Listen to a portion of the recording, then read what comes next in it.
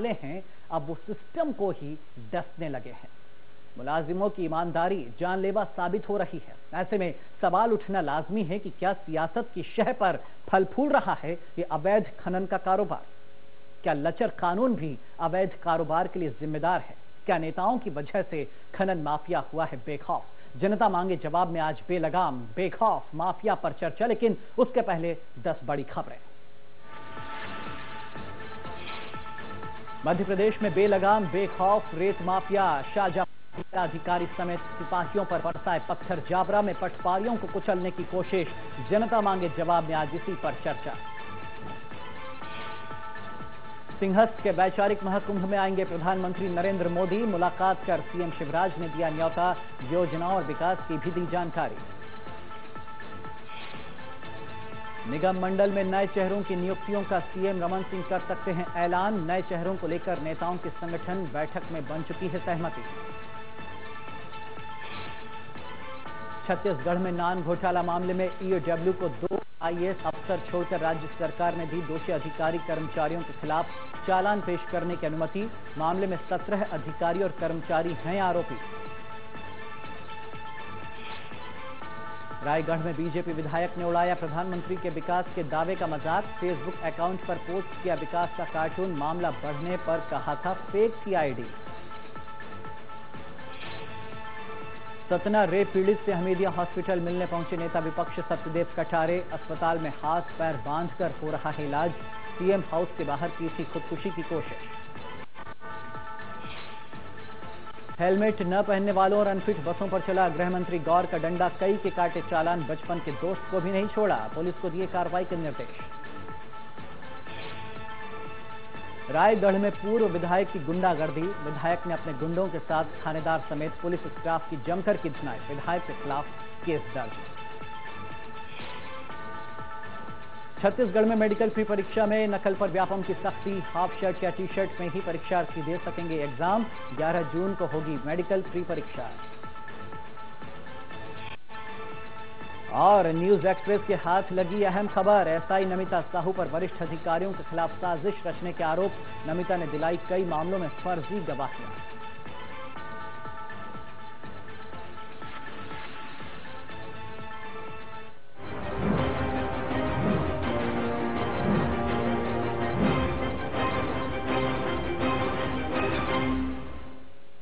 तो अवैध कारोबार पर नकेल कसने की कोशिश में सरकार के कारिंदे कहीं बंधक बनाए जा रहे हैं, कहीं सरेआम उन्हें रौंदा जा रहा है, या फिर बदमाशों की गोली लाठी डंडे खाने को वो मजबूर है।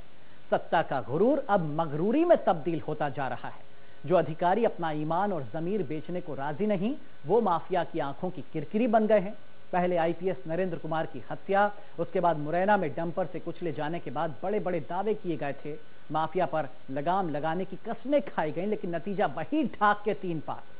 3 साल बाद भी माफिया बेलगाम और सिस्टम बेबस नजर आ रहा है। शाहजहांपुर और जावरा में सिर्फ प्रशासनिक अमले पर हमला नहीं हुआ, बल्कि माफिया राज की करतूतें बेपर्दा हो चुकी हैं। और इस बार भी दावे किए जा रहे हैं, वादे किए जा रहे हैं, लेकिन क्या वाकई माफिया पर लगाम लग पाएगी?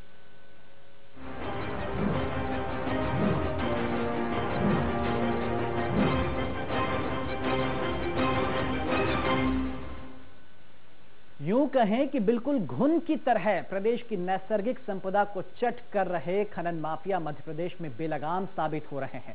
माफियाओं के हौसले इतने बुलंद कर दिए हैं कि जब जंगल, खनिज और रेत का गैर कानूनी धंधा करने वाले बेखौफ होकर सरकारी मुलाजिमों को ही अपना निशाना बना रहे हैं। ये तस्वीरें गवाह हैं मध्य प्रदेश में बेलगाम माफिया की। बानगी है बेलगाम अवैध खनन माफियाओं के बुलंद हौसलों की, जो अब सरकारी अफसरों पर भी हमला करने से गुरेज नहीं कर रहे। मध्य प्रदेश में 2 अलग अलग जगहों से अवैध खनन माफियाओं की गुंडागर्दी के मामले सामने आए हैं। जहां शाहजहांपुर जिले में नेवा नदी में रेत का अवैध खनन रोकने गई खनिज अधिकारी रीना पाठक ने बिना रॉयल्टी रेत ले जा रहे 5 ट्रैक्टर जब्त किए। कागजी कार्रवाई चल ही रही थी। करीब 50 लोगों ने हमला बोल दिया। टीम पर जमकर पत्थर बरसाए गए। इस हमले में 3 गार्ड बुरी तरह से जख्मी हुए। पुलिस ने 21 अज्ञात लोगों के खिलाफ मामला दर्ज किया है। साथ ही 5 आरोपियों की गिरफ्तारी भी हुई है। इस मामले में सबसे अहम बात यह है कि सीएम हेल्पलाइन पर शिकायत मिलने के बाद कार्रवाई के लिए गई थी खनिज विभाग की टीम। 50 लोगों की भीड़ इकट्ठा होकर पथराव शुरू किया और पथराव के दौरान वो लोग ट्रैक्टर ट्रॉली छुड़ाते हुए भागने में कामयाब हुए और इसमें 3 जवानों को मेरे चोट आई है। हाँ, उस वाहन में भी उन्होंने जो पथराव किया था उससे 5 लोगों ने तलाश के बाद 5 ट्रैक्टरों के पंचनामा बनाने के बाद जो उनके वाहन मालिक थे जो स्वयं चला रहे थे वो वहाँ से जो है गाली गुप्ता दे के भाग गए और गांव में से जाके 50-60 लोगों को लेके आए। इसके बाद इन्होंने पथराव और लाठियों से इनके साथ मारपीट की है।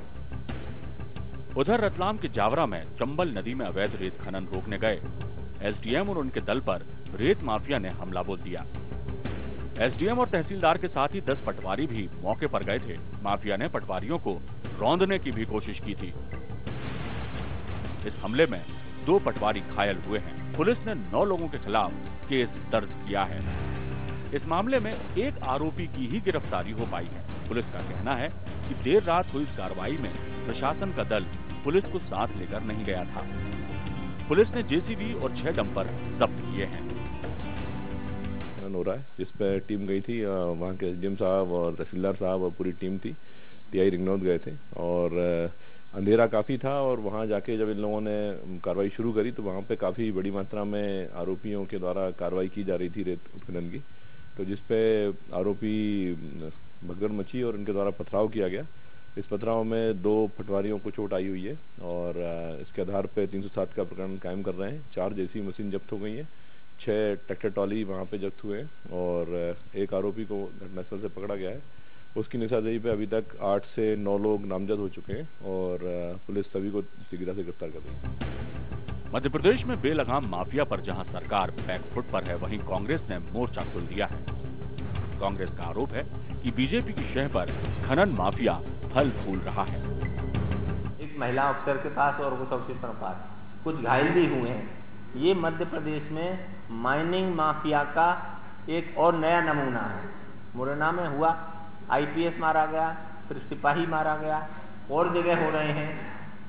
आप जैत में कभी जाके देखिए, रेत के ढेर जैत में क्यों लगते हैं? मुख्यमंत्री का गांव है, पुलिस वाले रोकते नहीं है, माइनिंग अधिकारी रोकते नहीं है, क्या करते हैं?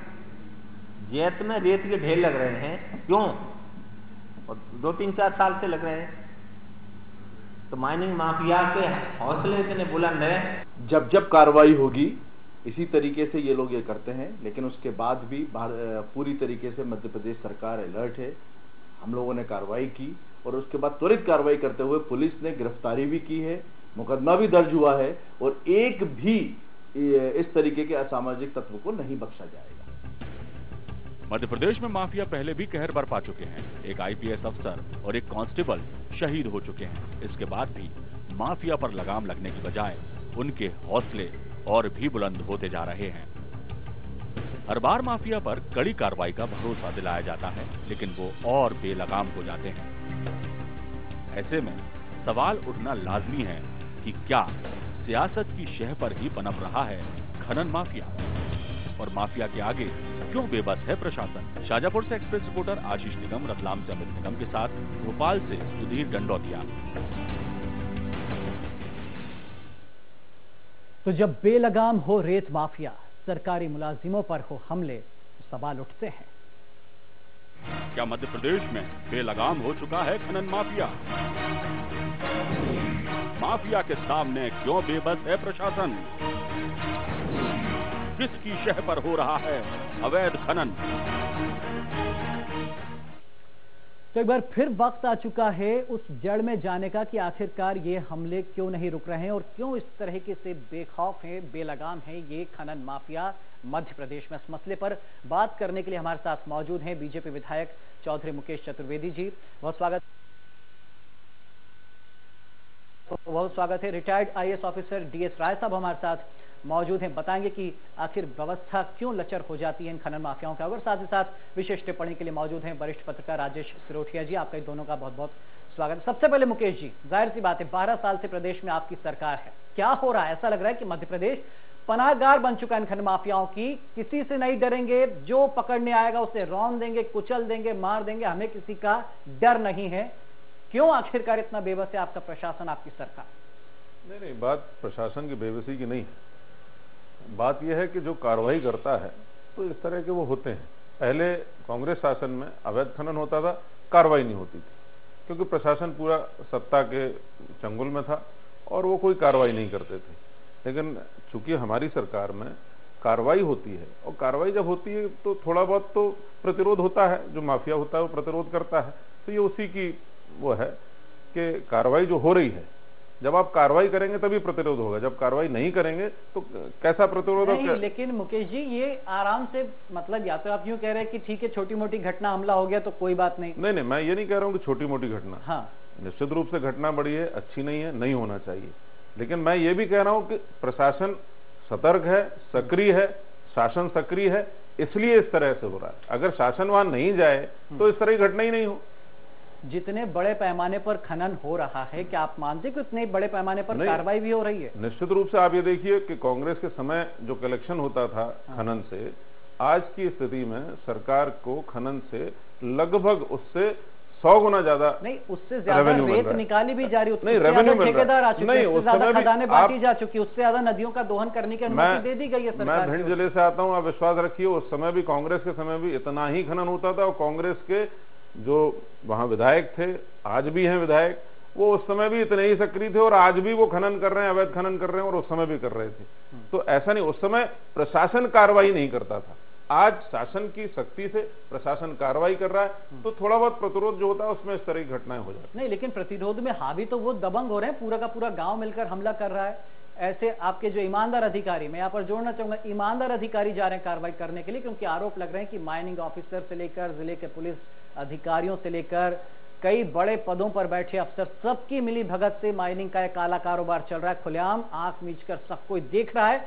जो इक्का दुक्का कोई ईमानदार सिंघम निकल आता है तो फिर उसका हश्र आईपीएस नरेंद्र जैसा होता है। नहीं, मैंने आपको बताया कि कलेक्शन जो रेवेन्यू का हो रहा है वो आज की तारीख में पिछली सरकारों की तुलना में लगभग 100 गुना ज्यादा है। तो आप ये भी तो देखें कि कहीं ना कहीं सरकारी तंत्र की पकड़ मजबूत हुई है, सत्ता की पकड़ मजबूत हुई है, इसलिए रेवेन्यू कलेक्शन बढ़ा। मुकेश जी, आप ये भी तो मानिए पिछले 4 महीनों की घटनाओं के अगर मैं आंकड़े दे दूं, आज मैंने पूरी रिसर्च की है कि कितनी घटनाएं हो चुकी पिछले 4 महीनों में। रेत के ढेर लगे हुए थे, कई 100 गाड़ियां पकड़ी गई हैं, अवैध रेत खनन उससे ज्यादा लेवल पर हो रहा है। आऊंगा मुकेश जी आपके पास इसके जवाब के लिए। कांग्रेस की ओर से ओम रघुवंशी जी हमारे साथ हैं। ओम जी, साफ तौर पर बीजेपी का कहना है कि कांग्रेस के राज में तो कार्रवाई भी नहीं होती थी, हम कार्रवाई कर रहे हैं, इसलिए ये प्रतिक्रिया हो रही है और एक सामान्य घटना है, क्या कहेंगे आप? ऐसा है, भारतीय जनता पार्टी अभी तक कांग्रेस के ऊपर आरोप लगाने से मुकरी नहीं है। हमेशा यही बात कि कांग्रेस के शासन में ऐसा होता था, ऐसा होता था। अब 12 साल में तुमने क्या किया? 12 साल में माफियाओं के इतने हौसले बढ़ गए कि प्रदेश की जनता की जो संपत्ति, ये खनिज संपदा है, ये प्रदेश की जनता की है, और उसमें खुलेआम लूट डकैती और चोरी हो रही है, और उसको रोकने का काम सरकार का। और आप कहते हो कांग्रेस। अरे तुम कर क्या रहो? आप तो ऐसा है कोई कानून बना देते हैं कि जो भी वाहन जब्त होगा वो राजसात होगा, वो कोर्ट से भी नहीं छूटेगा। अभी रेत माफिया ठंडे हो जाएंगे। अभी हर जिले में एक बटालियन रखी है, जिले में बटालियन को भेज दो, सब हौसले सुस्त हो जाएंगे। सारा का सारा खनिज माफिया भारतीय जनता पार्टी के लोग मिलकर चला रहे, नहीं तो ऐसा नहीं है। प्रशासन के सामने हर आदमी पानी मांगने लगता है। कलेक्टर और एसपी की जो हालत है आजकल, इन्होंने हाथ बांध के रखे, नहीं तो कोई ऐसे हमले होते हैं क्या? अगर एक आध हमला अगर नेता पे होता तो तुरंत घर में घुसकर उठा के ले आते। ये सारा का सारा जितना मध्य प्रदेश में अभी तक, चाहे जंगल माफिया हो, चाहे ये खनिज माफिया हो, जितने माफियों में जो हालत आज बनी है, वो सारी की सारी हालत ये भारतीय जनता पार्टी के नेताओं ने बनाई है, उन्हीं के ठेके। अरे कांग्रेस के लोग अगर कर रहे हैं तो आप क्या कर रहे हो? 12 साल से आप क्यों बैठे हो? आप क्यों नहीं गिरफ्तार करते? आप क्यों नहीं कार्रवाई करते? सीधी बात है कि आप लोग कार्रवाई से मुकरना चाहते हो। ये भी आरोप लग रहे हैं कि बीजेपी के जितने नेताओं के पास ठेके, उतने ही ठेके कहीं ना कहीं कांग्रेस के नेताओं के भी है। वो उनकी शहर में सब मिली भगत है। कितने 21 से 28 जिले ऐसे हैं जहां पर नेताओं के पास ज्यादातर ठेके हैं। दोनों पार्टियां मिल बांट कर लूट रही है प्रदेश की खनिज संपदा को। कोई कुछ कहने वाला, सुनने वाला नहीं, ये आरोप बिल्कुल सरासर गलत है। जो ठेकेदार है वो चाहे कांग्रेस की हो चाहे भारतीय जनता पार्टी को, जो संपत्ति है इस प्रदेश की जनता की संपत्ति है, उसकी चोरी और भ्रष्टाचार को रोकने का काम जो सत्ता में उन बैठे हुए लोग हैं उनका काम है। हम नहीं चाहते कि देश प्रदेश की जनता की जो संपत्ति उसकी खुली लूट हो, खुली चोरी हो। आप तो राजसात करो ना, डंपर और डैम्पर और जितने जेसीबी और ये सब, ये जिस दिन राजसात होने लगेंगे सारा खनिज माफिया 24 घंटे में ठप हो जाएगा। आप ये अधिकारियों पे कार्रवाई होती, आप बुला करके जेल, ऐसे कानून क्यों नहीं बनाते कि सख्त कानून बनेंगे तो अपने आप सारे अपराध रुक जाएंगे। इन्होंने खुली छूट दे रखी है भारतीय जनता पार्टी ने ऐसे काम करने के लिए। और कांग्रेस के लोगों, अगर वो गलत काम करते थे, जवाबदारी है प्रशासन की कि उनको भी ठीक करे, चोरी नहीं होने दे। ये दूसरों का नाम लेकर के, कांग्रेस का आड़ लेकर के और इस तरह के आरोप लगाना बहुत सरासर गलत है। मुकेश जी, बिल्कुल ओम जी की बात से सहमत हूं कि कोई सख्त कानून हमारे प्रदेश में नहीं बन पा रहा है। खनिज माफिया पकड़ में आते हैं, गाड़ियां कुछ दिन थाने में खड़ी हैं, फिर कब वो बरी हो जाती, कब वो वापस ठेकेदार के पास पहुंच जाती, किसी को पता नहीं चलता। आरटीआई के जरिए जो जानकारी निकली है उसके मुताबिक भी कोई बड़ा भारी जुर्माना नहीं लगाया गया, और यूं कहें कि जो जुर्माना लगाया जाता है उससे कई 100 गुना ज्यादा वो ठेकेदार कमा चुके होते हैं। किसी ठेकेदार को कड़ी सजा आज तक हुई नहीं है। शायद यही वजह है कि रेत की खुली लूट मची हुई है। और सरकार 12 साल से, आप कांग्रेस का गाना मत गाइए कि कांग्रेस ने कुछ नहीं किया। अब 12 साल से आपके हाथ में सत्ता, आप तो सब कुछ बदल सकते थे। नहीं, मैं आपसे पुनः कहूंगा कि पहले तो ठेकेदार शब्द, ठेकेदार जो होगा वो विधिवत जो जिसने ठेका लिया होगा, ठेकेदार यूं कह लें कि अवैध कारोबारी, ये लुटेरे कह रहे हैं। कार्रवाई जो होती है अवैध कारोबारी के खिलाफ होती है। अब ठेकेदार जो है, आप ये देखिए, मेनली आप ये देखिए कि रेवेन्यू बढ़ा स्टेट का रेवेन्यू लगभग 100% बढ़ा। अब 100% रेवेन्यू बढ़ाने में आपको कारोबार तो बढ़ाना ही पड़ेगा, और आपको रेवेन्यू चाहिए, डेवलपमेंट करना है स्टेट का, तो रेवेन्यू कहीं ना कहीं से अर्जित करना पड़ेगा।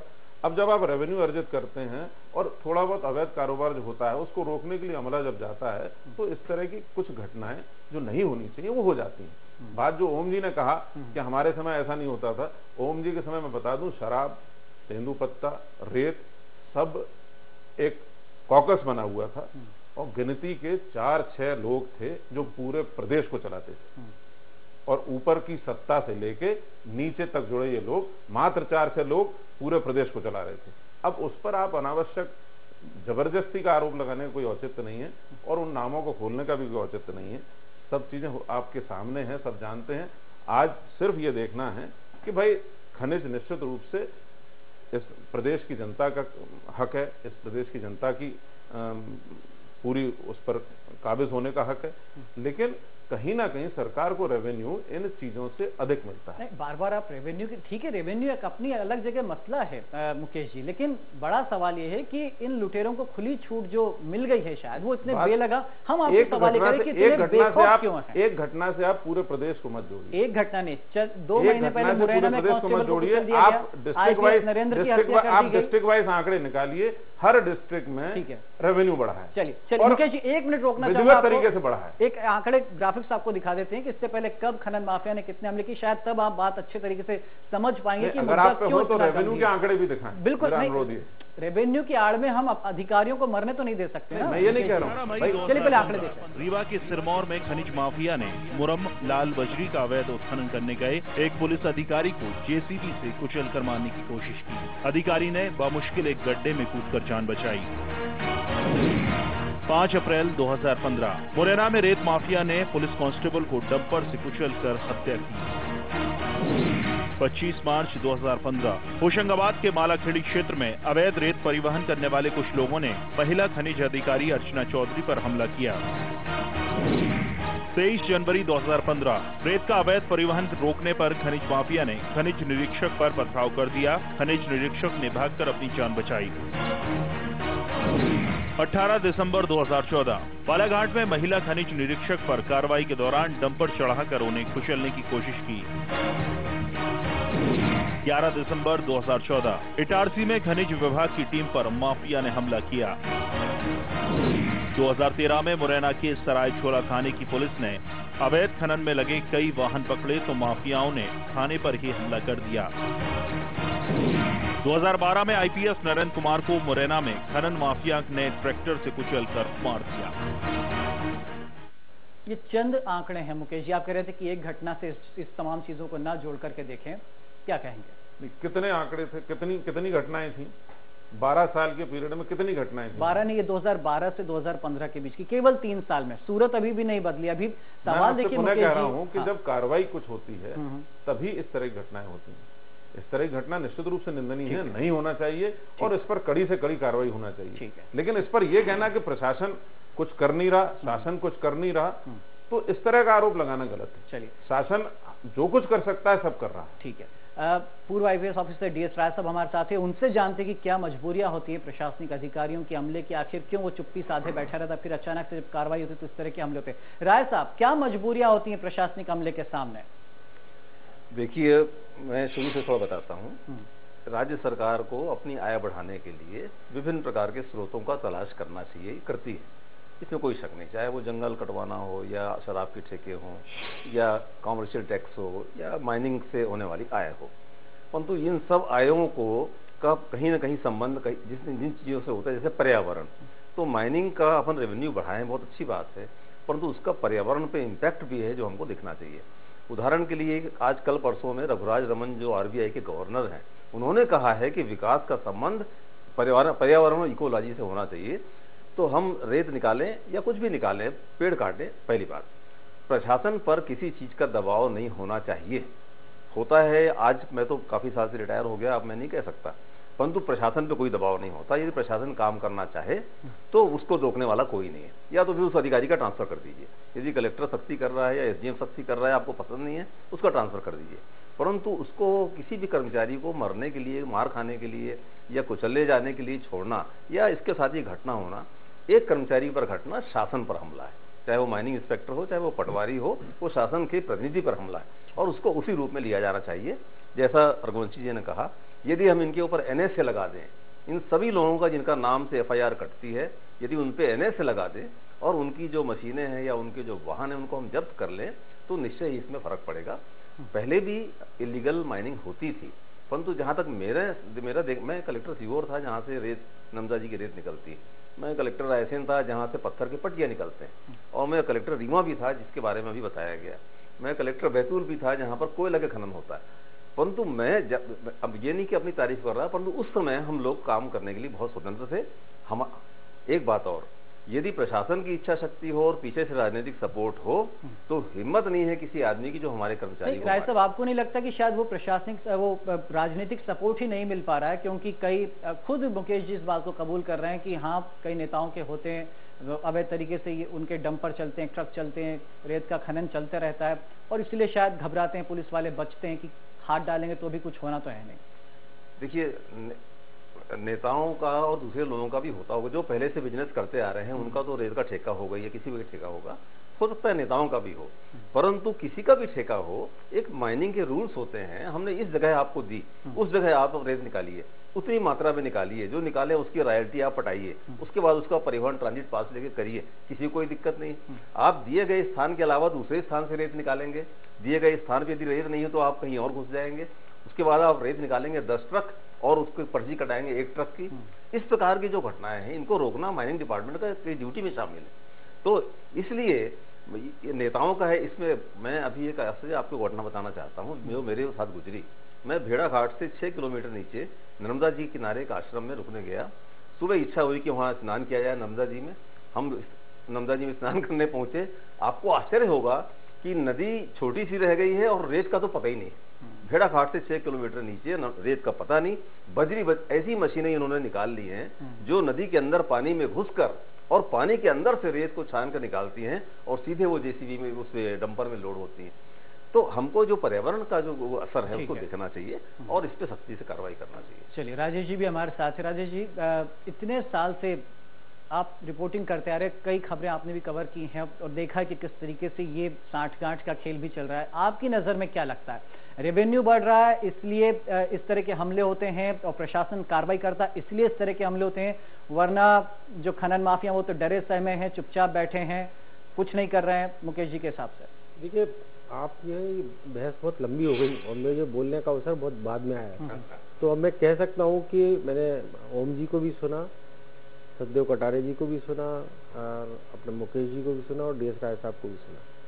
हमें एक्चुअली सारे केसेस की जो आप दिखा रहे थे अपने चैनल पर, इनकी केस स्टडी कराना चाहिए एक एक केस की, तो हमें कोई चीज़ों के जवाब मिलेंगे। हम खनिज माफिया किसको कह रहे हैं और खनिज माफिया कौन है? देखिए, जिन पर कार्रवाई हो रही है वो खनिज माफिया नहीं है, वो स्थानीय जगहों पर वो पनपे हुए गुंडे हैं। ठीक है, उनको माफिया नहीं है, वो गुंडे हैं जो छुटपुट जाके छुटपुट तरीके से अपने काम के लिए, अपने प्रयोजन, जो अपने निजी प्रयोजन के काम के लिए या थोड़ा बहुत धंधा करने के हिसाब से लिया। जो रियल माफिया जिसकी बात तो कोई कर ही नहीं रहा है, और जो माफिया की बात है जिस पर कार्रवाई होनी चाहिए, जिसका राय साहब थोड़ा संकेत दे रहे थे, जिनको ठेके मिले हुए हैं, actually they are the mafia, जिन्होंने नियमानुसार ठेके लिए हैं, उनकी माफियागिरी के सामने सब नतमस्तक है। शासन भी, प्रशासन भी, और खनिज अधिकारी भी, और पटवारी भी, और एसडीएम भी, और सारे चीज, और वो सारे लोग, उनको जहां खनिज का काम दिया गया है वहां नियम है कि आपको 6 मीटर से ज्यादा रेत नहीं खोदना है, तो वो 6 मीटर से ज्यादा रेत खोद रहे हैं। उनको जिस जगह नहीं खोदना है उस जगह पे भी जा रहे हैं, जो पट्टा आवंटित है उससे अलग जगह जा रहे हैं, लेकिन उन पर कोई रोक टोक नहीं है, क्योंकि उनको जो खनिज के जो ठेके मिले हैं वो अपने रसूख की दम पर मिले, और वो काम अकेला सिर्फ कांग्रेस के जमाने का नहीं है, वो भाजपा के जमाने का नहीं, कांग्रेस के जमाने में भी चलता। वो रघुकुल रीत सदा चली आई की तर्ज पर ये सिलसिला चलता आ रहा है। देखिए, दो तरह से हो रहा है, एक तो जिसको पट्टा मिला वो खदाई, वो ज्यादा बड़े पैमाने पे वो कर रहा है, और दूसरा ये छुटपुट जो घटनाएं जो आप बताते हैं ये सब छुटपुट वाली, जैसे आप आईपीएस की हत्या वाली बात करते हैं, उसको सीबीआई भी डिसअप्रूव कर चुकी है कि it was not a murder case, वो जो है विशुद्ध रूप से एक्सीडेंट था। और आपको मैं इसीलिए कहता हूं कि अपने इन चीजों की केस स्टडी भी करवाना चाहिए। बात ये थी कि वो आईपीएस साहब नए थे, नरेंद्र कुमार जी, और जोशीले थे, और उन्हें वो क्या हुआ, एक आदमी अपने घर के निर्माण कार्य के लिए पत्थर लेके जा रहा था ट्रैक्टर ट्रॉली में, वो उसको इन्होंने रोका, उन्होंने कहा चल तू थाने चल। अब उनके साथ में थानेदार भी, सिपाही भी था पीछे, उस सिपाही को भी ट्रैक्टर में बिठा देते आप तो वो साथ में आ जाता। अब हुआ क्या, आगे आगे चली जिप्सी, ट्रैक्टर तो धीमे चलता है, उसने देखा कि यार घबराया हुआ था, उसने ठीक है राजेश जी, उसने उसको पलटाया, एक जगह से भागने की कोशिश की, तो इन्होंने जाके एकदम वही सिंगम वाली स्टाइल में उस पर चढ़ गए, वो चढ़ने में उनका पैर फिसल गया और उनके साथ घटना हुई। इसी तरह ये सिपाही वाला जो अभी ताजा घटनाक्रम हुआ है, ये भी ऐसे ही हुआ कि उसने स्टीयरिंग से लटका तो ट्रैक्टर पलट। लेकिन कल की जो घटना हुई, कल तो बाकायदा पटवारी जा रहे, खबर मिल रही है कि हाँ रेत अवैध खनन चल रहा है। आपको यही तो कह रहा हूँ, आप इसकी केस स्टडी कराइएगा। ये कोई खनिज माफिया वैसा नहीं है, ये जो खुदाई कर रहे हैं, ये चूंकि इनको उतना हिस्सा नहीं मिलता है शासन प्रशासन के लोगों को जो वहां पर इन चीजों पर नियंत्रण करके बैठे, जो जिनको भी ठेका मिला हुआ है, जो ऑर्गेनाइज तरीके से जो काम कर रहा है, वो माफिया कहलाता है। मेरे हिसाब से माफिया का मतलब जो होता है कि जो ऑर्गेनाइज तरीके से क्राइम कर रहा है वो माफिया है। ये डिसऑर्गेनाइज क्राइम है, ये गुंडागर्दी है। आप इसको मतलब कानूनी दृष्टि से मैं आपको थोड़ा सा करेक्ट करने की कोशिश कर रहा हूँ। तो ये घटनाएं क्या आपकी बात बिल्कुल ये घटना भी गड़बड़ चल रही है, जहाँ पर अनुमति लेकर खनन चल रहा है और बाकी लोग तो फिर चोरी कर ही रहे हैं। ये छुटपुट क्या होता है, जब लोग देखते हैं कि बड़ी बड़ी चोरियां चल रही हैं, कि तो लोग प्रवृत्त होते क्या, जब लूट मची है तो हाँ, जब ये लूट मची हुई है तो हम भी इसमें दो लोटे हम भी क्यों नहीं उड़ेलने, गंगा बह रही है पानी। मुकेश जी, बड़ा सवाल उठ रहा है कि ऑर्गेनाइज तरीके से भी लूट चल रही है और अनऑर्गेनाइज तरीके से फिर जब लूट होती है तो आप कहते हैं कि कुछ कार्रवाई जब हम करते हैं तो वो पकड़ में आ जाती है। बड़े गंभीर आरोप लगाए राजेश जी ने।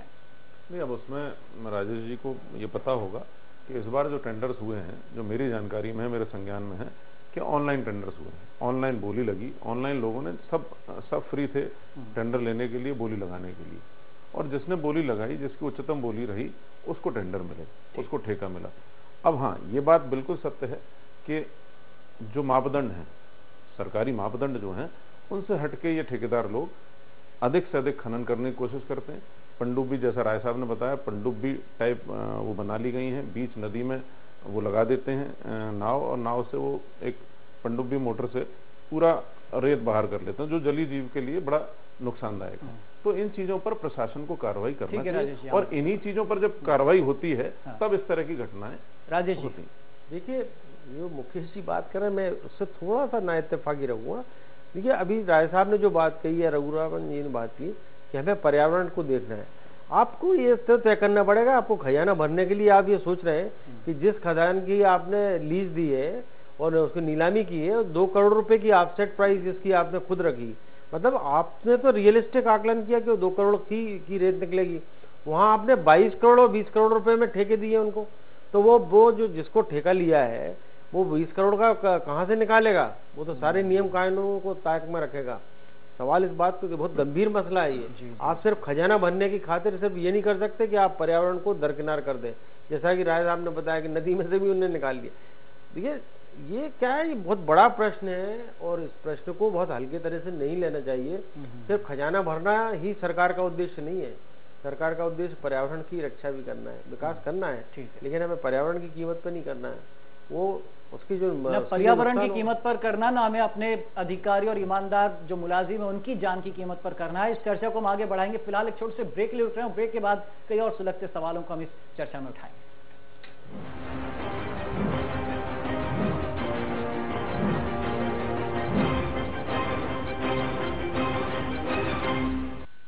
प्रिय किसान बहनों और भाइयों, खरीफ की बोनी के लिए खाद की कोई दिक्कत ना आए, इसलिए हमने खाद का पर्याप्त अग्रिम भंडारण करके रखा है। अपनी निकटतम सोसाइटी से अपनी जरूरत का खाद उठाइए, निश्चिंत हो जाइए और याद रखिए, ब्याज भी आप नहीं भरेंगे, प्रदेश की सरकार भरेगी। धन्यवाद। उद्यानिकी की खेती अधिक आय देने का साधन है। उचित तकनीक अपनाकर उद्यानिकी फसलें लें। इन फसलों के लिए इस्तेमाल करें यंत्रों का और उत्पादन बढ़ाएं, श्रम बचाएं। बेहतर उत्पादन के लिए मार्गदर्शन पाएं, संरक्षित खेती अपनाएं। ऐसी तकनीक जिसमें वातावरण आंशिक रूप से नियंत्रित कर गुणवत्तापूर्ण उत्पादन पूरे साल होता है। इस तरह की खेती में उच्च मूल्य फूल और सब्जी का उत्पादन। अपनाएं मल्चिंग और ड्रिप सिंचाई, उत्पादकता और गुणवत्ता बढ़ेगी। संतरे की खेती में समय पर छटाई करें, पौधा संरक्षण क्रियाएं अपनाएं। उद्यानिकी फसलें लाभ का काम। धीरे धीरे हमको हार्टिकल्चर की तरफ जाना पड़ेगा, बागवानी की तरफ जाना पड़ेगा, मतलब फलों की खेती की तरफ जाना पड़ेगा, फूलों की खेती की तरफ जाना पड़ेगा। चमक रहा खुशियों का चंदा, खेती बन रही लाभ का धंधा। उद्यानिकी की खेती अधिक आय देने का साधन है। उचित तकनीक अपनाकर उद्यानिकी फसलें लें। इन फसलों के लिए इस्तेमाल करें यंत्रों का और उत्पादन बढ़ाएं, श्रम बचाएं। बेहतर उत्पादन के लिए मार्गदर्शन पाएं, संरक्षित खेती अपनाएं। ऐसी तकनीक जिसमें वातावरण आंशिक रूप से नियंत्रित कर गुणवत्तापूर्ण उत्पादन पूरे साल होता है। इस तरह की खेती में उच्च मूल्य फूल और सब्जी का उत्पादन। मिर्च की खेती में प्रतिरोधक किस्में चुनें, मिट्टी का उपचार करें। उद्यानिकी फसलें लाभ का काम। धीरे धीरे हमको हार्टिकल्चर की तरफ जाना पड़ेगा, बागवानी की तरफ जाना पड़ेगा, मतलब फलों की खेती की तरफ जाना पड़ेगा, फूलों की खेती की तरफ जाना पड़ेगा। चमक रहा खुशियों का चंदा, खेती बन रही लाभ का धंधा।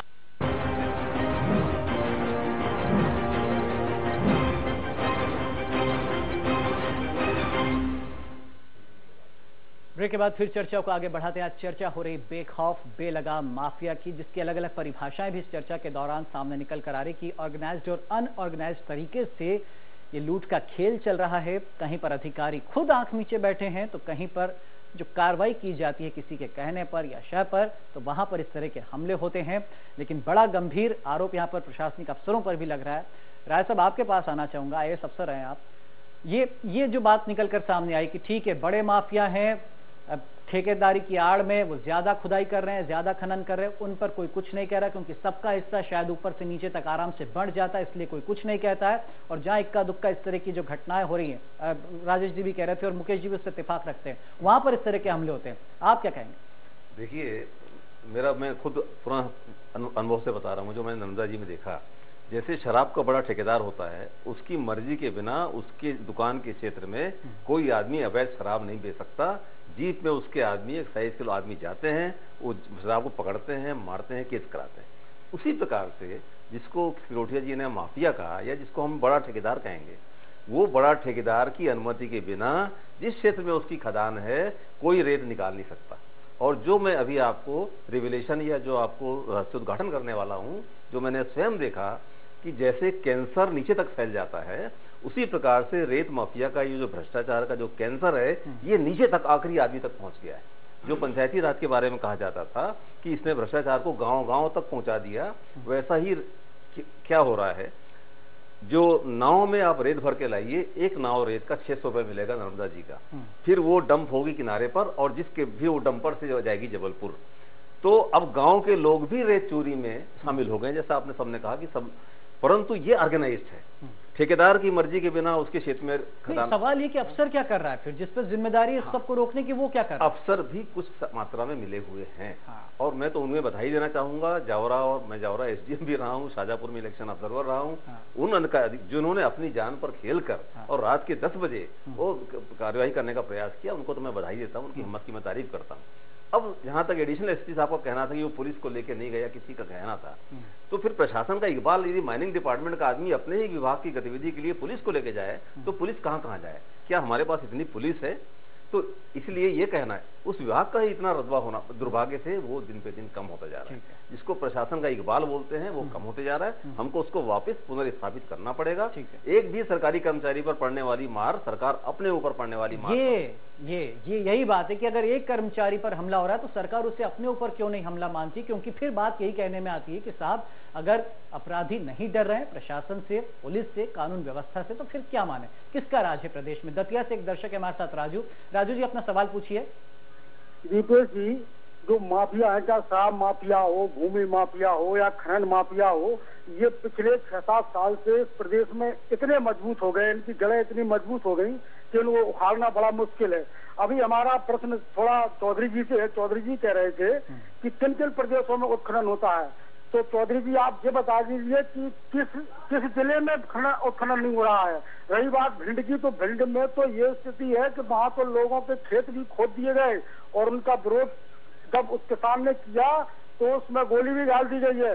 भिंड में तो इतनी लूट मार मची हुई है, इसका उदाहरण आपके जो नरेंद्र कुशवाहा जी हैं, इनकी आपकी ऑडियो ठीक है आपका सवाल आ गया, ठीक है आपका सवाल आ गया राजू जी। ये मुकेश जी, यही देखिए हर कोई पूछ रहा है, या तो आप ही के क्षेत्र के रहने वाले अच्छे तरीके से जानते हो कि वहाँ क्या हालात है। नहीं, निश्चित रूप से कहीं ना कहीं कुछ त्रुटियां तो हैं, उनको सुधारने की जरूरत है, लेकिन ये सतत प्रक्रिया है, सुधार हर चीज में चलता रहता है भाई। जब जब जो चीज त्रुटि सामने आती है उसमें सुधार की गुंजाइश है और सुधार किया जाएगा, और निश्चित रूप से उसमें सरकार और सरकारी तंत्र दोनों ही उसमें लगे हैं कि कैसे भी इसमें सुधार लाया जाए, और जो ये अवैध उत्खनन हो रहा है, जो ये संगठित होकर जो उत्खनन हो रहा है, उसको रोका जाए, और सरकार पे जो रेवेन्यू आ रहा है उसी हिसाब से उत्खनन हो और नियमों के हिसाब से रोकेगा कौन? बड़ा सवाल तो यही है ना कि अगर प्रशासनिक अफसर भी मिल गए, बड़े नेता जो ठेकेदार की आड़ में काम करे वो भी मिल गए, अधिकारी नीचे के वो भी मिल गए, तो फिर कौन रोकेगा? सिंडिकेट को तोड़ेगा कौन? सब नहीं मिले हैं। ये अपन किसी चीज का सामान्यीकरण नहीं करें, डोंट जनरलाइज थिंग्स। आप किसी भी चीज का सामान्यीकरण नहीं होना चाहिए। एक व्यक्ति खराब हो तो अपन सबको खराब नहीं कह सकते। तो निश्चित रूप से जैसा राजू जी ने कहा, किसी व्यक्ति को इंगित करके कह रहे हो सकता है कहीं ना कहीं उनकी त्रुटि रही हो, लेकिन इसके लिए संपूर्ण सत्ता को दोष देना या संपूर्ण नहीं, देखिए आरोप नहीं लगा, हमारा उद्देश्य आप पे आरोप लगाना नहीं है। हमारा उद्देश्य ये कि व्यवस्था सुधर क्यों नहीं पा रही। सवाल केवल इतना है कि अगर 2012 में आईपीएस पर हमला हुआ था या जो भी घटना हुई थी, उनकी मौत हुई थी, बात ये सामने आई थी खनिज माफ, आज भी वही हालात है, आज भी वहां पर रेत निकल रही है और 30 से ज्यादा जिले ऐसे हैं। बात यह है कि व्यवस्था सुधर क्यों नहीं पा रही है। हम आखिरकार कोई ऐसा मंसूबा क्यों नहीं ठोस दिखा पा रहे हैं कि ये जो भले ही ऑर्गेनाइज्ड या अनऑर्गेनाइज्ड दोनों ही खौफ खाएं। नहीं, जैसा राजेश जी ने बताया पिछली बार कि ये जो घटनाएं हुई, इनकी स्टडी, एक केस स्टडी तो होना चाहिए कि सिर्फ मीडिया स्टडी नहीं होना चाहिए, करेक्ट, केस स्टडी होना चाहिए। उस पर बैठ के उसका ये समझ में तो आना चाहिए कि घटना क्यों हुई, किस कारण से हुई। मुकेश जी, एक दर्शक है हमारे साथ में, मतलब नॉट ओनली मीडिया ट्रायल, सिर्फ मीडिया ट्रायल नहीं होना चाहिए किसी नहीं, मीडिया ट्रायल या कल अगर जवान वहां पर गए हैं अधिकारी, उन पर हमला हो रहा है तो सवाल फिर पूछना पड़ता है कि आखिर निश्चित रूप से वो साहसी अधिकारी हैं और उनकी जितनी मतलब तारीफ की जाए, जितने उनकी प्रशंसा की जाए कम है। ट्रायल नहीं, इसमें मीडिया ट्रायल नहीं, हमें जवाब मांगना। मेरा कहने का मतलब एक घटना के ऊपर संपूर्ण सरकार को दोषी ठहराना। ठीक है मुकेश जी। सागर से लक्ष्मी नारायण जी अपना सवाल कीजिए। प्रेम नारायण जी हमारे साथ हैं, सवाल कीजिए। जी हेलो जी जी, प्रेम नारायण जी सवाल कीजिए। जी आज श्रीमान जी, मैं ये पूछना चाहता हूँ कि मध्य प्रदेश में जितने भी जी सर, जितने भी ये खनिज नीलामी के प्रकरण होते हैं वो राजस्व रिकॉर्ड में कभी दर्ज नहीं होते।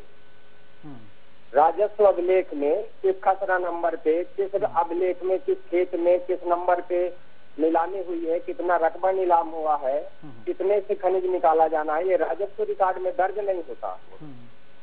और इस वजह से राजस्व विभाग इसमें हमेशा जो है कार्रवाई करने चाहने के बावजूद भी नहीं कर पाता। ठीक है, आपका तो सवाल उसके रिकॉर्ड में कभी दर्ज नहीं होता है। अधिकांश जिलों में ये प्रक्रिया होती है कि दर्ज नहीं होता है रिकॉर्ड में। ठीक है, ठीक है, तो ये पता नहीं चलता कि अमुक खेत से ठीक है, आपका सवाल हो गया। देखिए से एक और दर्शक है हमारे साथ में, देशपाल जी अपना सवाल कीजिए। सर मेरा सवाल सर ये है कि जैसे कि सर जो अभी इस पर चल रहा है जो खनिज विभाग का सर मामला सर, तो ये क्या है नतीजे में भी सर आप भिंड की अगर बात करें तो उससे ज्यादा यहाँ पर भी चल रहा है सर। जैसे कि अगर यहाँ पर किसी शिकायत की जाए तो सर इसका कोई भी निराकरण नहीं होता है सर। ठीक है, सवाल आपके आ गए। मुकेश जी आप जवाब दे पहले, या राय साहब कुछ कहना चाहते? चलिए। नहीं, जो सागर के दर्शक ने कहा बहुत ही अच्छा सुझाव है। जब हम नीलामी के नोटिस निकालते हैं तब उसमें हम खसरा नंबर और ये सब एरिया सब दे देते हैं, परंतु कितना खनिज निकाला जाना चाहिए और उसके जानकारी राजस्व विभाग में और अन्य विभागों में भी एक साथ हो और उनका कोऑर्डिनेशन हो, तो थोड़ा कई विभाग जब एक साथ मॉनिटरिंग करेंगे तब उस पर ज्यादा अच्छा, बहुत अच्छा सुझाव था और उसको शासन को इसको मानना चाहिए।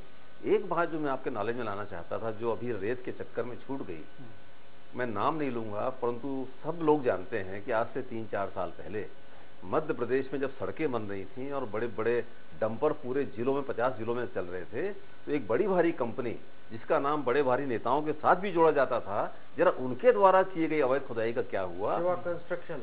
नो, शिवा दूसरा है, सीहोर में नहीं, दूसरे भोपाल में है। मैं ठीक है, तो हाँ, तो वो तो खनन ऐसा था जिसमें तो जिला प्रशासन की भी हिम्मत नहीं थी कि उसकी केस बनाए।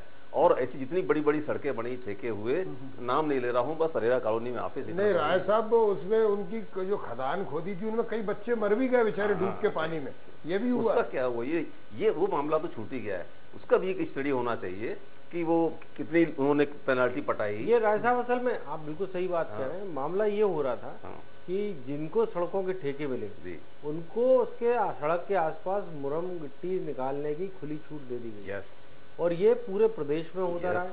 और जहाँ जहाँ सड़क बनी उसके आसपास जहाँ भी मुरम का होता, और उसका एक छोटा मोटा एक नॉमिनल फीस लेके कलेक्टर ने लाइसेंस दे दिया।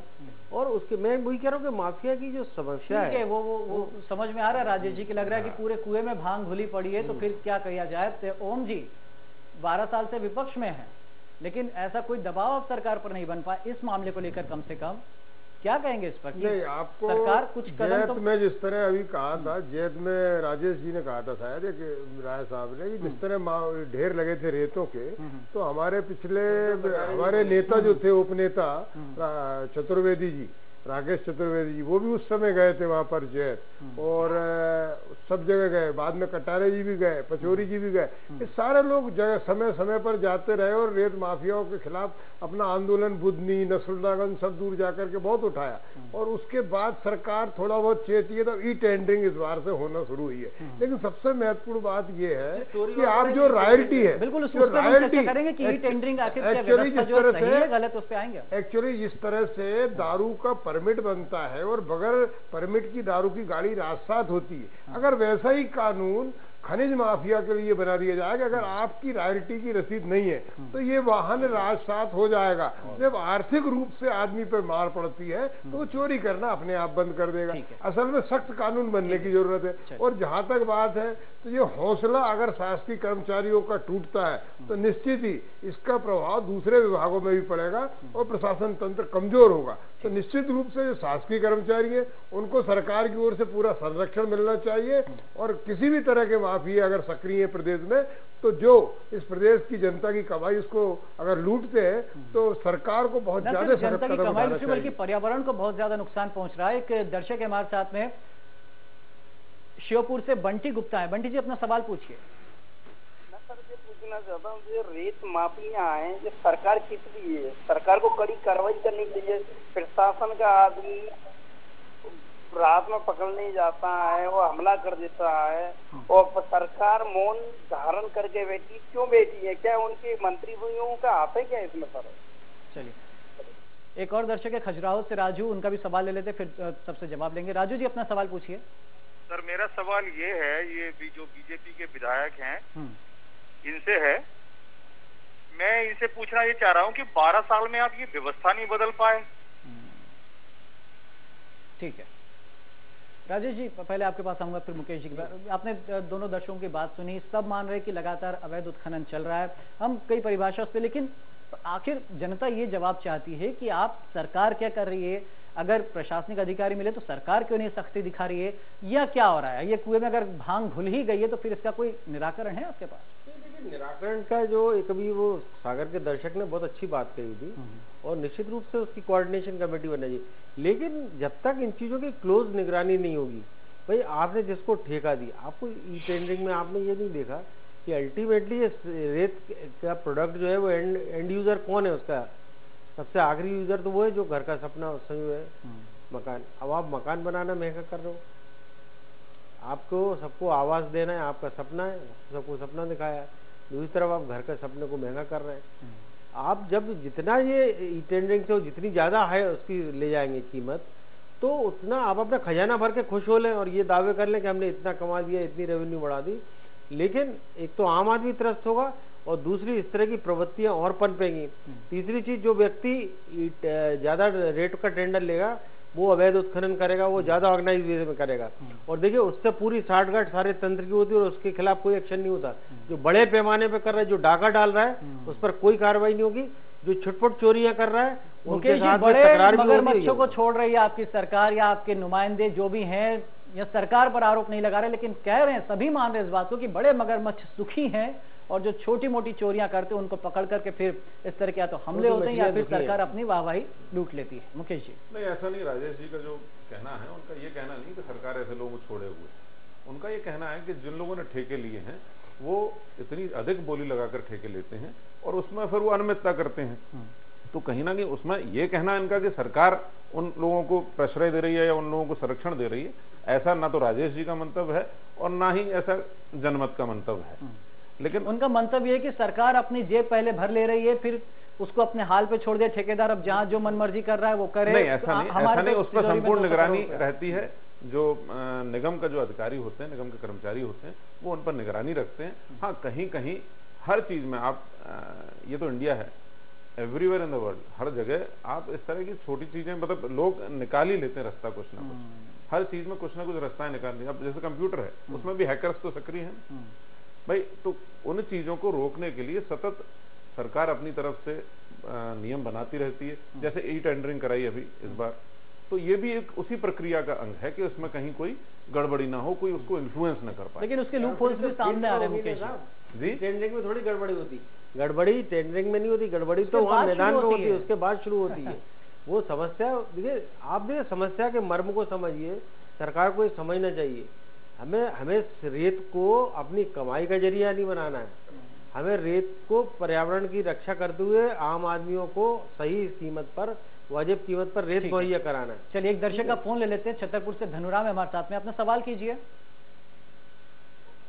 धनुराम जी, अपना सवाल पूछिए। हेलो। हाँ जी। हाँ, मैं ये पूछना चाहता था कि जो अभी यहाँ डिबेट चल रही है, तो कह रहे जो पकड़े जाते हैं ये है, तो ये जो माफिया का जो खेल चल रहा है, इसमें जितने भी ट्रैक्टर या जो पकड़े जाते हैं, तो वो सिर्फ किसान के पकड़े जाते हैं जो अपने काम के लिए ले जाते हैं। जो इसका धंधा करते हैं उनके नीचे थाने से लेके और माइनिंग अफसर तक पूरे का महीना फिक्स रहता है, उन ट्रैक्टरों को कभी नहीं पकड़ा जाता है। चलिए एक नई बात सामने निकल कर आई। एक और दर्शक है हमारे साथ में आगर मालवा से सतीश, उनका सवाल ले लेते हैं। सतीश जी, सवाल पूछिए। जी, मेरा निवेदन यही है कि पहले तो ये देखे कि रेत माफिया जो कहते हैं अपन जिनको, वो एक्चुअली है किनके ठेके? वो ठेके उन लोगों के रहते हैं कि जो शासन में विधायक हो, सांसद हो, मंत्री हो, उनके पट्टे लोग उनके रहते हैं। तो क्या सरकारी कर्मचारी उन पर कार्रवाई करे? क्यों? क्योंकि ऊपर से उनका दबाव आता है। चलिए ठीक है, आपका भी सवाल ले लिया। शिवपुरी से रामेंद्र हमारे साथ में एक और दर्शक। रामेंद्र जी, सवाल पूछिए। सर, मेरा ये पूछना था कि ये शिवपुरी शहर में 59 खदानें हैं सर। 59 खदानों में सारी बंद पड़ी हुई हैं। उसके बाद अभी 1-1.5 साल से बंद है। अभी जनवरी फरवरी मंथ में इस 9 खदानों का ऑप्शन हुआ था जो करोड़ों में गई है, लेकिन आज तक उनकी एनओसी वगैरह अवेलेबल नहीं हुई है। यहाँ 450-500 डंपर वाले हैं, वो सारे जहाँ भी ना चल ही रहे हैं, वो रुके नहीं है। अब ये इसमें किसका बेनिफिट है, किसका लॉस है? ऐसा लग रहा है कि महासागर यहाँ पर चल रहा है, लूट का महासागर बना हुआ है। एक और दर्शक है रायपुर से, देखिए लगातार सवाल आ रहे हैं मुकेश जी, सब व्यथित हैं इस समस्या से। रायपुर से डॉक्टर चारू है हमारे साथ में। मैडम अपना सवाल पूछिए।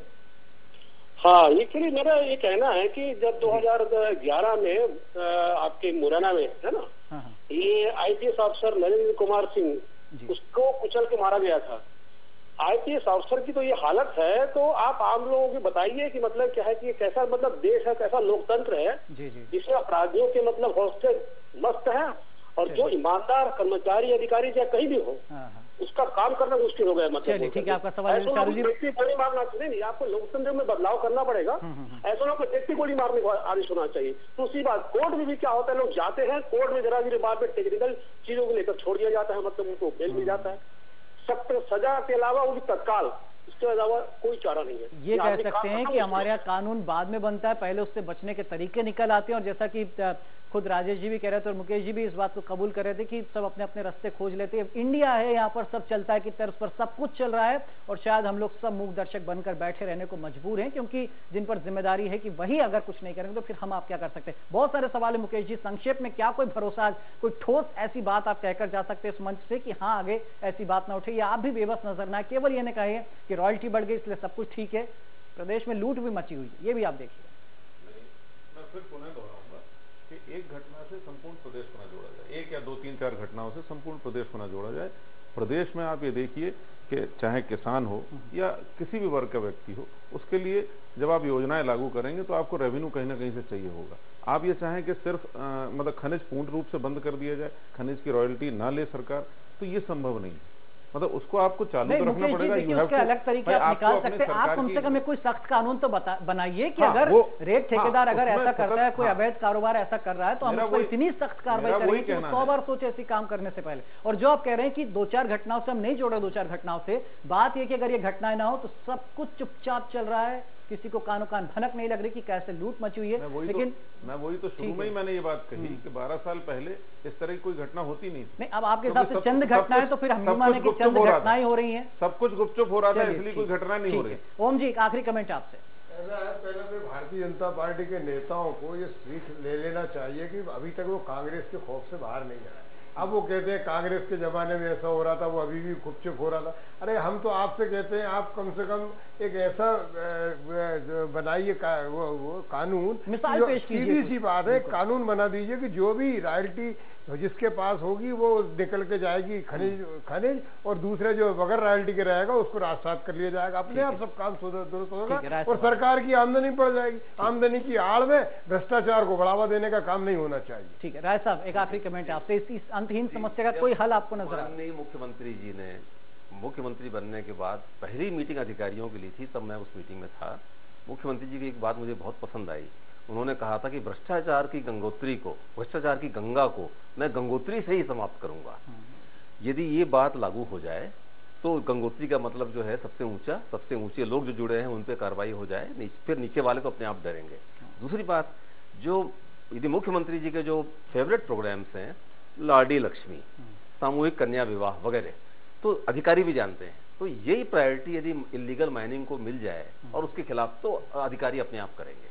दूसरा, रेत में जो सो राजेश जी ने कहा 17,000 रुपए का एक ट्रक आता है, 37 रुपए की एक CFT, एक क्यूबिक फीट रेत आती। ये एक्सेसिव मुनाफाखोरी जो हो रही है रेत में, इसको नियमों के अंदर लाकर इस पर मुनाफाखोरी पर प्रतिबंध लगाना आवश्यक है, और ऊपर से सख्ती हो तो नीचे अपने आप मामले सुलझ जाएंगे। राजेश जी, देखिए सबसे बड़ी बात जो रॉयल्टी की बात है, अब सरकार को कमाना चाहिए, लेकिन होता ये है कि जब सरकार ज्यादा रॉयल्टी के चक्कर में बड़े टेंडर करती है और बड़ा पैसा जो 10 गुने ज्यादा, जैसा मैंने बताया इस बार ई टेंडरिंग में पैसा दिया है, तो वो व्यक्ति वहां चोरी भी करेगा। दूसरी तरफ जो है ये बता के कि हमने इतना महंगा ठेका लिया है, वो जनता को उससे बेलगाम पैसे भी, बेतहाशा पैसे भी वसूलेगा।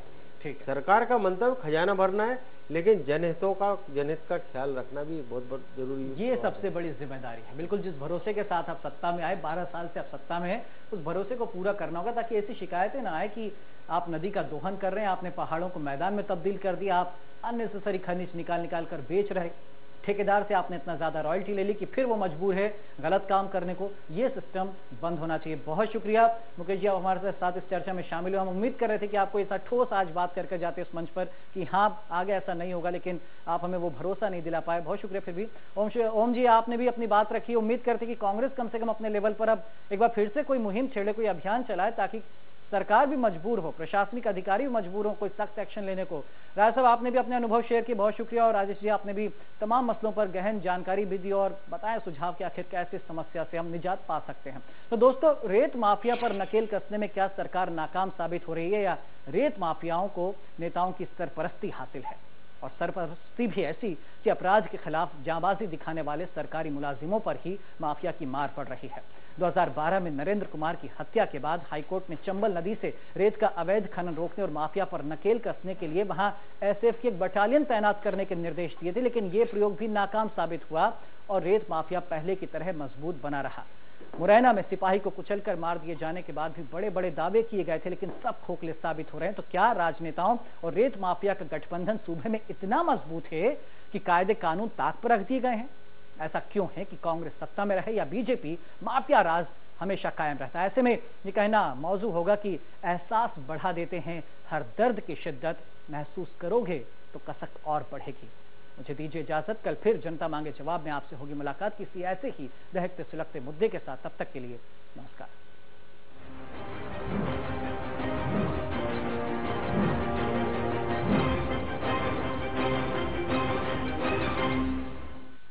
प्रिय बहनों और भाइयों, नमस्कार।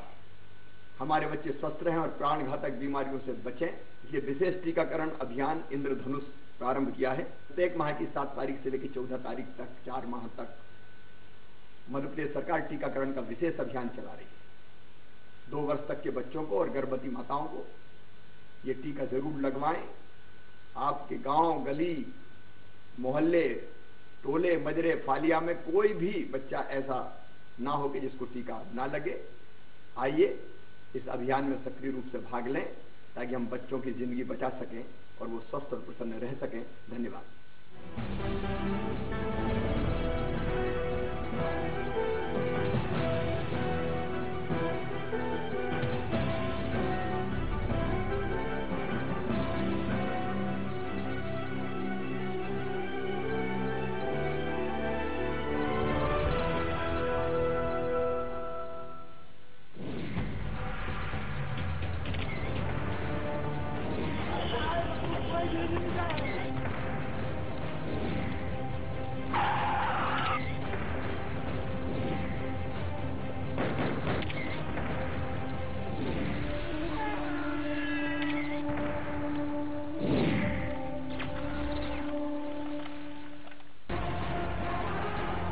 अब सामने आएगा असली सच।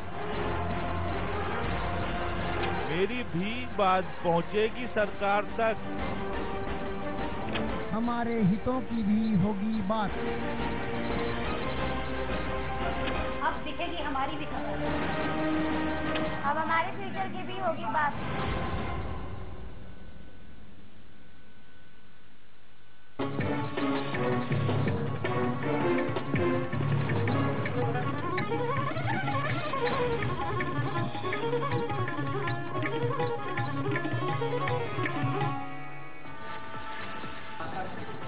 मध्य प्रदेश में बेलगाम के कांग्रेस माफिया शाहजहांपुर में महिला अधिकारी समेत सिपाहियों पर बरसाए पत्थर। जावरा में पटवारियों को कुचलने की कोशिश। सेस के वैचारिक महाकुंभ में आएंगे प्रधानमंत्री नरेंद्र मोदी। मुलाकात कर सीएम शिवराज ने दिया न्योता। योजनाओं को विकास की भी दी जानकारी। छत्तीसगढ़ में लग सकता है मैगी पर बैन। खाद्य एवं औषधि विभाग ने शासन को भेजा प्रस्ताव। मध्य प्रदेश में लिए गए सैंपल। छत्तीसगढ़ में नान घोटाले मामले में ईओडब्ल्यू के 2 आईएएस अफसर छोड़कर राज्य सरकार ने दी दोषी अधिकारियों पर कार्रवाई के निर्देश। चालान करने के और मामले में 17 अधिकारी और कर्मचारी हैं आरोपी। रायगढ़ में बीजेपी विधायक ने उड़ाया प्रधानमंत्री के विकास के दावे का मजाक। फेसबुक अकाउंट पर पोस्ट किया विकास का कार्टून। मामला बढ़ने पर कहा था फेक किया। सतना रेप पीड़िता से हमीदिया में मिले सत्यदेव कटारे, अस्पताल में हाथ पैर बांधकर हो रहा है इलाज। सीएम हाउस में की थी खुदकुशी की कोशिश। हेलमेट ना पहनने वालों और अनफिट बसों पर चला गृह मंत्री बाबूलाल गौर का डंडा, कई के काटे चालान, बचपन के दोस्त को भी नहीं छोड़ा, पुलिस को दिए सख्त कार्रवाई के निर्देश। रायगढ़ में पूर्व विधायक की गुंडागर्दी, विधायक ने अपने गुंडों के साथ थानेदार समेत पुलिस स्टाफ की जमकर की धुनाई, विधायक के खिलाफ केस दर्ज। छत्तीसगढ़ में मेडिकल प्री परीक्षा में नकल पर व्यापम की सख्ती, हाफ शर्ट या टी शर्ट में ही परीक्षा दे सकेंगे परीक्षार्थी। 11 जून को होगी मेडिकल प्री परीक्षा।